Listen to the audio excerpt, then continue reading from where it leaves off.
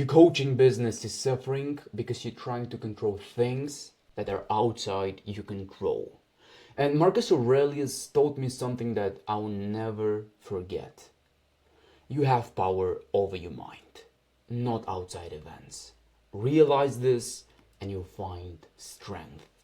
So if you ever felt burnout, unmotivated, or scared that clients will leave, this video is going to change your entire approach. Because the problem nowadays is that coaches burn out. They obsess over DMs not being answered. They panic when a launch flops, and they chase trends, copy others, and they end up feeling fake. But here's the truth.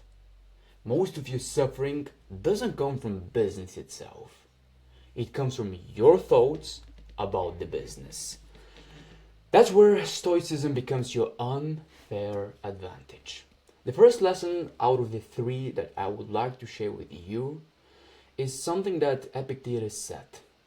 Some things are up to us and some things are not. Clients sign up, that's not in your control. But you following up, this is entirely in your control. When you learn to focus 100% of your energy on what you can control, like how much value you can give, how you can show up daily, how consistent you can be, then you become unstoppable. I actually built my entire business by focusing only on the controllables. Focus on the inputs that lead to the output, not the output itself. This is why you're stressed. This is why you burn out.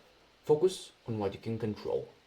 The second lesson is actually one of my favorite Stoic ideas, which is amor fati, which means the love of faith.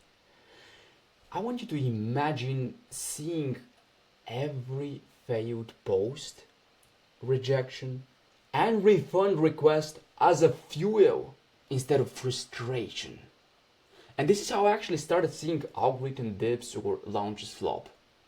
I saw them as fuel, as lessons, as something I can improve. I wasn't frustrated. I didn't whine about the market. I loved what it told me.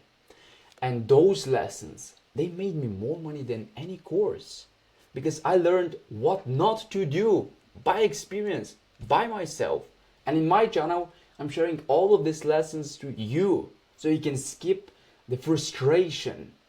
But whenever you face such obstacles, remember to love the faith and learn from it. The third lesson is a lesson from Seneca again. He said that we suffer more often in our imagination than in reality. I used to obsess about hitting $10,000 months when I started. That's what everyone was promoting, that's what I was seeing, and that's what I was obsessing about. But then I flipped it. Instead of chasing income goals, I committed to internal standards. Did I give 100% today? Did I share truthfully? Did I act with integrity? And guess what happens?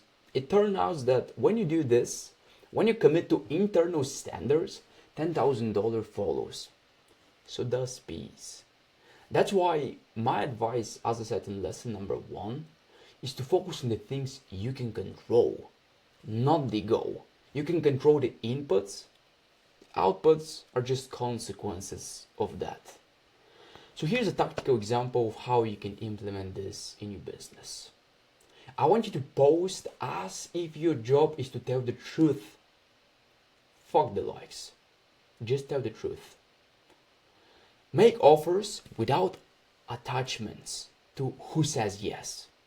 Just make offers. Example, right now I know that my closing rate is 40%. I don't obsess over turning everyone into client. I know that 4 out of 10 sales calls will turn into yes. So I just do my work, I do my inputs, and the outputs and the results, they follow.